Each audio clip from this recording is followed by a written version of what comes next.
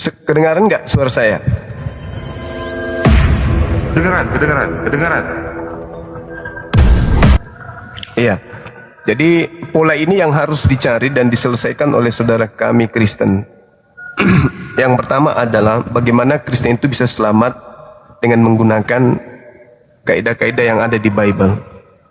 Jangan memelintir jadi terjemahan Al-Quran untuk menipu dan menyesatkan manusia. Saya tidak suka. Saya orangnya paling hormat kepada kalian. Tapi kalau kalian mencoba untuk melakukan penipuan dengan memelintir terjemahan Al-Quran, kau jadi musuh besar saya. Segala upaya dari mulut saya akan terlontar keluar, tidak peduli saya. Itu yang pertama. Yang kedua, ketika kita berbicara mengenai tema yang ada, saya belum pernah menemukan di dalam agama Yahudi penebusan itu dengan menggunakan darah manusia, apalagi darah Tuhan. Ini yang perlu disadari oleh saudara Kristen.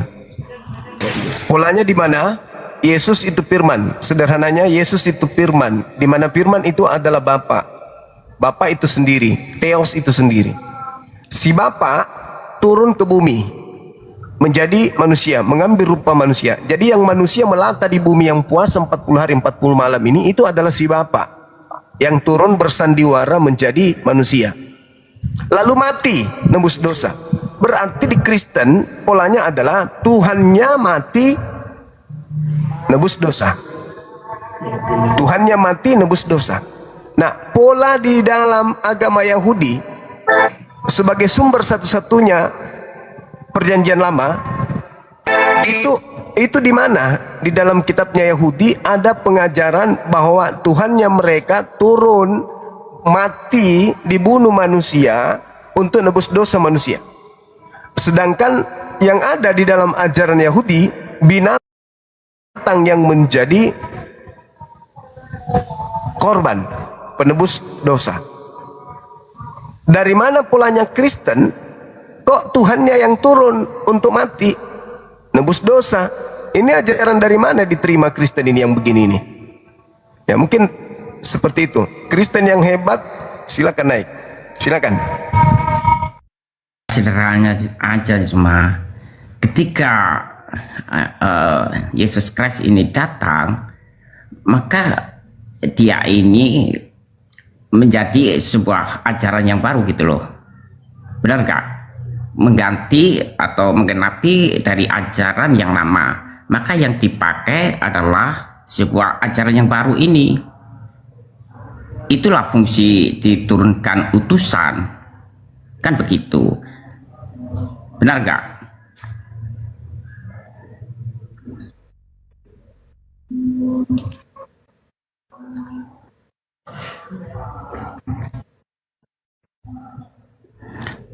Oke, aku bacakan di Wahyu ya.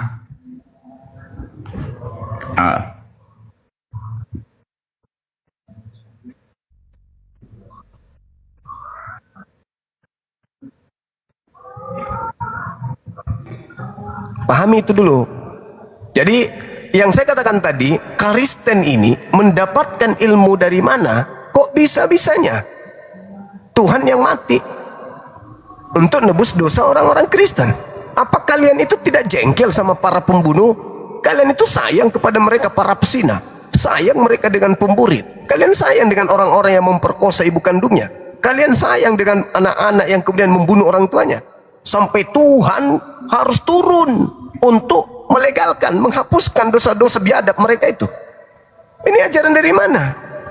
Mereka yang membunuh ibu kandung, mereka yang memperkosa anak kandung, mereka yang memperkosa saudara kandung, mereka yang membunuh ibunya, anaknya, harus diampuni masuk surga. Celakanya Tuhannya sendiri yang harus turun bunuh diri, mati untuk mereka para pelaku dosa ini. Di mana nurani kalian coba? Naluri kemanusiaan kalian itu di mana? Ada seorang ayah memperkosa ibunya, dosanya diampuni dengan cara Tuhannya datang bunuh diri. Gimana itu polanya?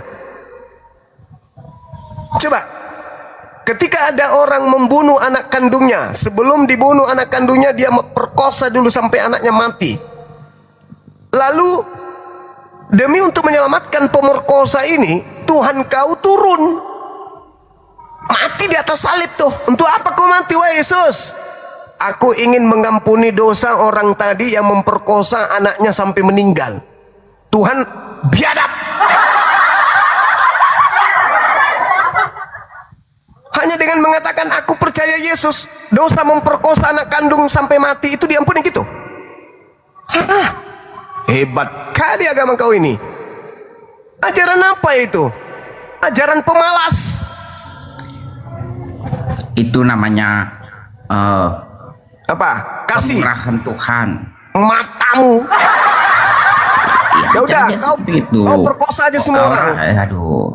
Perkosa semua orang. Habis itu kau percaya Yesus Tuhan. Hapus Dia itu dosamu. datang untuk para pendosa, bukan para orang saleh. Ya itu dia maksudku. Orang yang memperkosa ibu kandungnya. Orang yang memperkosa ibu kandungnya. Memperkosa ibu kandung, lalu mati ibu kandungnya. Bapaknya marah, digorok juga bapaknya. Lalu pamannya marah, digorok juga pamannya. Saudara-saudara yang lain marah, digorok semua satu-satu. Dapatlah lagi perempuan saudara kandungnya, diperkosa juga tuh. Nah, lalu percaya Yesus, dosanya ditebus gitu. Dengan Tuhan mati di atas salib. Aku mati gara-gara dosa lo gitu maksudnya. Kenapa kau turun ke bumi Tuhan? Aku maha pengasih. Terus aku turun ke sini. Kenapa? Aku kasihan sama hambaku yang habis memperkosa ibunya. Untuk apa? Aku mau nebus dia dengan cara apa? Bunuhlah aku. Bunuh aku cepat. Kenapa bisa kau harus dibunuh? Aku ingin menebus dosanya hambaku yang si fulan itu yang memperkosa ibu kandungnya, supaya cepat-cepat dia diampuni. Agama apa ini? Hah? Sehingga melegalkan semua penganutnya untuk melakukan maksiat apapun. Menggampangkan, sombong. Wah, kami ada penebus, bos. Yang lain dipandang rendah karena mereka punya penebus. Pengecut. Dia yang melakukan, Tuhan pula yang harus nebus. Harusnya kalau merasa berdosa datang kepada Tuhan, memohon, sujud, menghibah kepadanya. Jangan Tuhan yang datang ke bumi menghancurkan dirinya sendiri, mati di atas tiang salib. Ajaran dari mana ini? Siapa yang mengajarkan seperti itu? Coba. Aku tanyalah dulu kau, Bob. Orang-orang yang memperkosa ibu kandungnya, anak kandungnya, karena ibunya teriak digoroknya ibunya, percaya Yesus, dosanya itu dihapus. Dosa memperkaos ibu kandung, membunuh ibu kandungnya itu dihapus. Syaratnya harus pertobatan di akhir ya. Kalau dia kalau kok jadi ikut-ikutan Islam? Ini antara orang yang sudah mengenal atau belum nih? Kenapa bertobat kayak Islam? Kalau orang yang belum mengenal nih, belum beriman nih, yang saya itu, tanya, ya, di akhirnya harus bertobat untuk kok jadi ikut Islam? Terus untuk apa? Untuk apa Tuhan mau datang bunuh diri? Seperti Bu Karyana nih. Terus untuk apa dia datang bunuh diri? Kalau ternyata dosanya ditebus setelah dia bertobat, koclok. Kenapa harus pagan dulu? Seperti Bu Karyana ini sudah percaya menjadi ya. Pagan dulu, habis itu menjadi Muslim bertobat. Apa itu? Aduh, bisa berdebat orang ini. Enggak, aku tanya, apa fungsinya Yesus mati di atas tiang salib bagi orang yang tadi memperkosa ibunya? Apa fungsinya? Harus bertobat lagi? Matamu. Kalau dia sudah percaya nih melakukan. Mana yang betul? Enggak, pertanyaannya kamu ini orang yang sudah percaya atau belum? Loh, dia percaya Yesus turun nebus dosanya, mati di atas tiang salib. Dosanya ditebus. Ini para pengikut Yesus ya yang melakukan kejahatan. Di dalam Paulus dia memperkaos ibunya sampai dia bunuh ibunya. Lalu percaya Yesus turun mati untuk dosanya. Jadi Yesus turun mati di atas salib untuk menebus dosa pemerkaos tadi. Begitu kan? Oke, aku jawab ya melalui suratnya Paulus yang begini. Jikalau orang yang sudah percaya kepada Yesus Kristus lalu dia jatuh dalam kejahatan, maka dia itu lupa atas penyaliban. Nah, begitu. Ketika orang yang Ketika percaya dia Yesus ingat, Kristus, tetapi dalam keadaan melakukan kejahatan, berarti dia lupa akan tentang penebusan ketika dosa dia itu. ingat, Gitu. ketika dia ingat bahwa Yesus pernah mati untuk Kalau dosanya, dia berarti dosanya terhapus. ingat, Yuma, seseorang yang terhapus. mengingat Yesus Kristus dan tidak terantuk batu, itu tubuhnya adalah tubuh Yesus. Bagaimana mungkin Mama, dia menggunakan kehendak tubuh Yesus Kristus ini untuk kejahatan? Agatu Magaro, orang yang memperkaos ibu kandung, anak kandung, dibunuh ibunya, dibunuh anaknya, dosanya ditebus di atas salib. Untuk itulah Yesus datang Aku gitu. jawab.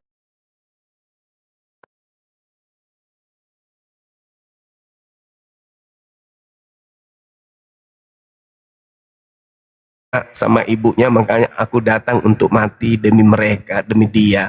Begitu dalam agamamu. Tuhanmu datang bunuh dirinya melalui tangan manusia supaya dosa orang yang memperkaos ibu yang tadi itu dihapus, gitu maksudnya. Tuhanmu nggak Hukuman bisa bagi mengatakan pelaku pezina di dalam surat Paulus ini dicontohkan menzinai mertuanya ya.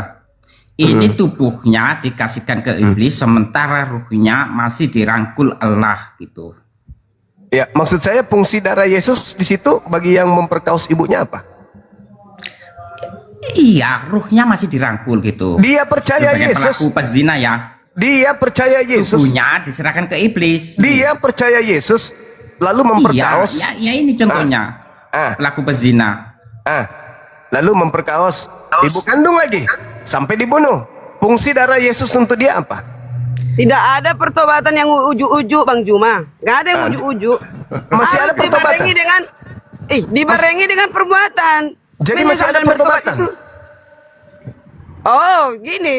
Itu kelas- Jadi fungsi darah gini loh. Yesus apa? Ya. Dosa yang berat, dosa yang kecil, nggak sama cara pertobatannya bagaimana. Kalau pembunuh kelas kakap, ya kos harga sebuah dosa berbeda, Bang Zuma. Jadi darah Yesus nggak berfungsi bagi dia. Ya nggak berfungsi kalau dia nggak bertobat. Tapi dibarengi dengan mana mungkin pembunuh bisa bertobat? Kok bertobat? Nggak mungkin. Jadi Sulit. fungsi kematian Yesus apa? Sulit pembunuh bisa bertobat. Iya. Bagaimana ini? Kata Harga tebus sebuah dosa. dosa Kriana, gimana sih? Ujung-ujungnya kok jadi ke Ya. Islam? Tidak ada dosa yang gratis. Lah, itu nggak ada dosa yang gratis. Jadi fungsi kematian Yesus di salib itu buat apa? Dia akan menderita selama di bumi, termasuk juga ya Hei, nabi-nabi zaman dahulu. Nah, termasuk juga dosa-dosa yang ditanggung oleh rasul-rasul, mereka mati syahid, mati martir. Itu akibat dosa mereka yang selama itu. Ibu Karyana, anak-anakku, hal-hal ini kutuliskan kepada kamu supaya kamu jangan berbuat dosa. Namun jika seorang berbuat dosa, kita mempunyai seorang pengantara pada Bapa, yaitu Kristus yang adil. Dan Kristus adalah pendamai untuk segala dosa kita. Dan bukan untuk dosa kita saja, tetapi juga untuk dosa seluruh dunia. Betul. Ini Karyana. Korintus 55 Karyana. Berarti dosa orang yang memperkaos Baca. ibu kandungnya tadi itu dihapus dengan darah Yesus. Tidak ada penghapusan, Bang Juma. Ada kronologis, ada mekanisme. Diampuni iya, dihapus tidak. Diampuni kok dihapus tidak? Gimana ceritanya nih? Ada kronologi. Wow, diampuni dihapus tidak? Gimana? Iya. Aku mengampuni Contoh, utang-utangmu, Bang Juma tapi aku tidak memaki-maki hapus. aku. Contoh, Bang Juma bergantian dong. Bang Juma memaki-maki aku, udah aku ampuni. Apakah dosaku itu sudah langsung dihapus? Tidak. Itu dicatat Tuhan di surga. Bang Juma punya dosa memaki-maki aku dicatat. Ibu, Emangnya catatan Tuhan kayak catatan manusia? Tidak ada sekarang yang keliru. permasalahannya darah Yesus loh, darah Yesus. Fungsi darah Yesus dengan tragedi itu apa?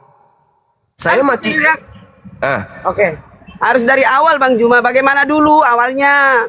Gak bisa ujuk-ujuk dijambak di tengah. Gak bisa. Bagaimana? Bagaimana Maksudnya, dulu? Yesus ini datang ke bumi mati untuk apa rupanya? Asal mula dosa tahu nggak? Walah. Kenapa jadi kenapa lari ke sana ya? Iya, asal mula dosa apa? Itu dulu. Orang Kristen ini kan sudah bukan hamba Tuhan, mereka anak Tuhan. Setelah dosa-dosa mereka sudah dihapuskan, mereka orang suci, orang kudus Kristen itu. Salah Bang Juma. Kristen nggak semua Tuhan. Katanya sih. Nah sekarang kalau kita lihat dalam 1 Yohanes 2, ya 1 Yohanes 2 kan ya, data 1, data 2. Anak-anakku, hal ini kutuliskan. Anak-anakku, hal ini kutuliskan supaya kamu jangan berbuat dosa. Akan tetapi, jika seorang di antara kamu berbuat dosa, kita mempunyai seorang pengantara kepada Bapa, yaitu Yesus Kristus yang adil. Dan Yesus Kristus adalah pendamaian untuk semua dosa kita. Bahkan bukan hanya dosa kita saja, tetapi juga untuk seluruh dosa dunia.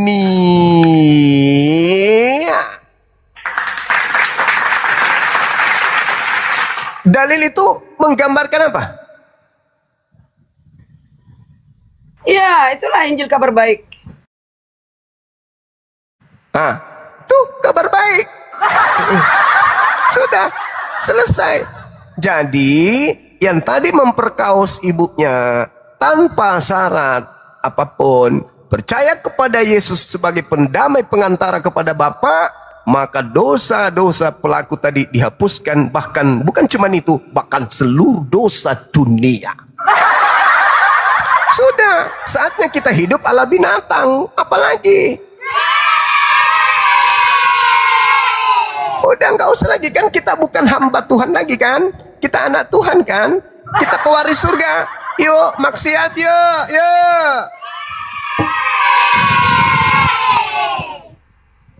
Makanya kalau di barat, di gereja itu ada yang cukur bulu jambut,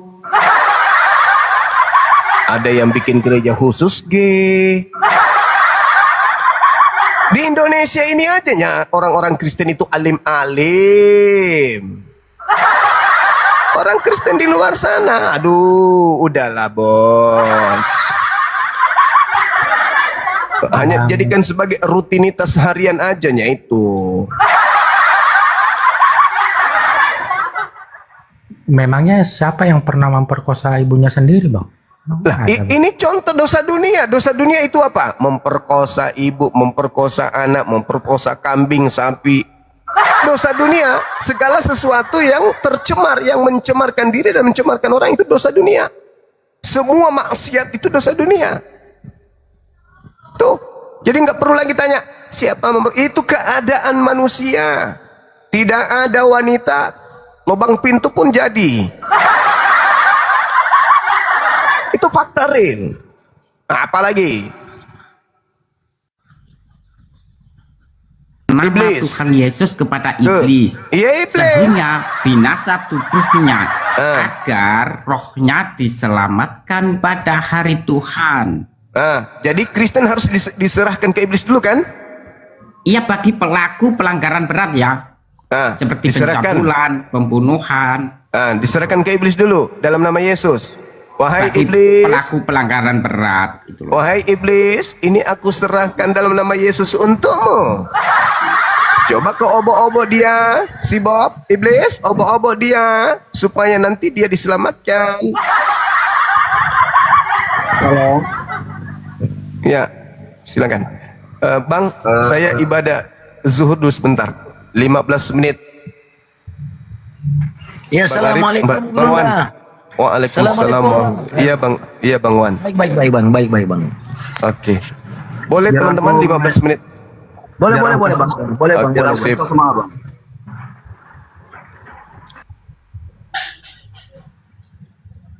Ya, RRQ. Kenapa RRQ? Enggak, biar abang itu aja yang bercakapan sama aku. Gini Bang Zuma, ibadah Bang Zuma ibadah 15 menit lah dulu. Ya oke, kita tunggu lah. Aku tunggu kok. Kita tunggu ya, standby ya sini ya.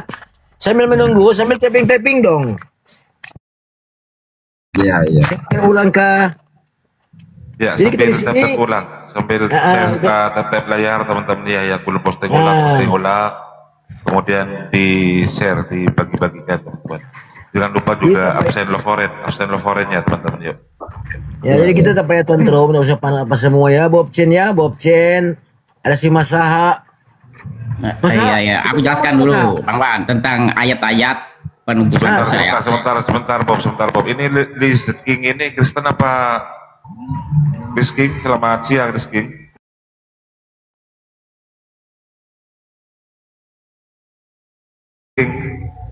Kalau ngomong saya turunkan ya. Ya, Bang Baal monitor, Bang Baal. Dia lagi nangkap lalat itu, Pak Al. Baal Aku jelaskan monitor. dulu lah. Diam dulu Bob. Ayo si Bob ini ya. Bang Bal. Oke, lanjut. Ya, apa kan kamu bicarakan? Silakan Bob. Oke, tentang ayat-ayat pilihan tentang penebusan dosa. Nah, pertama di Efesus 1:7. Di dalam Dia kita memperoleh penebusan melalui darahnya, yaitu pengampunan dosa menurut kekayaan kasih karunia-Nya. Kalau di Yohanes 1:9, jika kita mengaku dosa kita, maka Ia adalah setia dan adil, sehingga Ia akan mengampuni segala dosa kita dan menyucikan kita dari segala kejahatan. Kita lari ke Matius 26:8. Sebab inilah darahku, darah perjanjian yang ditumpahkan bagi banyak orang untuk pengampunan dosa. Di Kolose 1:14, di dalam Dia kita memiliki penebusan kita, yaitu pengampunan dosa kita. Nah, sudah jelaskan bahwa di Bible ini perjanjian baru ya, ini emang Yesus Kristus disalib, salah satu diantaranya adalah untuk penebusan dosa umat manusia gitu, bagi yang percaya kepada namanya. Iya, kita maksudnya tidak percaya, ya, Bob, kalau misalnya dosamu sudah ditebus gitu Bob, ngapain kamu harus ini beribadah lagi kan gitu kan, maksudnya gitu. Maka aku akan Berarti segala bentuk pelanggaran, segala bentuk larangan itu kan harus diterobos semuanya, Bob. Kau boleh berzina, kau boleh membunuh, kan gitu kan? Loh, siapa yang bilang begitu? Loh, itu kan Yesus Kristus menyatakan begini, jangan kau kira penggenapanku ini seperti meringankan. Contoh seperti ini, jika dihukum Torah, bagi pelaku hukum berat adalah pembunuhan, yaitu pembunuh harus dibunuh. Maka di dalam hukumku, bagi siapa saja yang sebentar, ini hukum yang digenapi Yesus loh. Itu kalau dihukum Torah tidak berlaku karena penyaliban. Ya, boleh Paulus Bob kan gitu, Bob. Ini mau menang sendiri ini. Aduh, kau itu. Coba Masaha dulu, Masaha. Silakan Masaha. Kita kasih kesempatan ke Masaha. Masaha, silakan Masaha. Masaha, Anda gembala. Gimana konsep di kekristenan, Masaha? Tuhan mati untuk menebus dosa, turun ke dunia lalu dibunuh oleh oleh ciptaannya untuk menebus dosa. Gimana itu? Silakan, Masaha.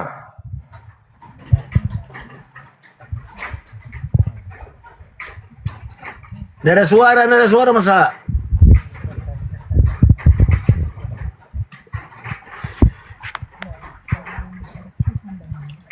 Masaha, silakan yang teman-teman Kristen yang ada di atas. Itu yang mati di kayu salib itu Tuhan kan? Menurut keyakinan umat Kristen kan gitu kan? Ya, tidak mungkin seorang manusia itu bisa menebus dosa. Yang bisa melakukan pengampunan atau penebusan dosa adalah hanya ilah, hanya keilahian itu. Ini di dalam catatan Ananatius. Yang iya Bob, sudah tahu Bob.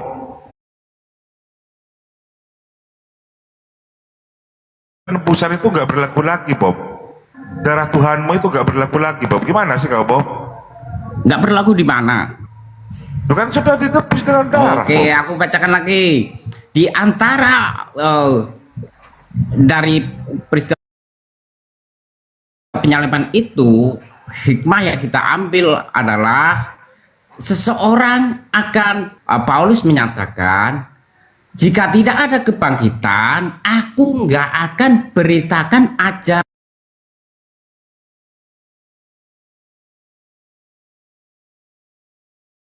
Injil ini.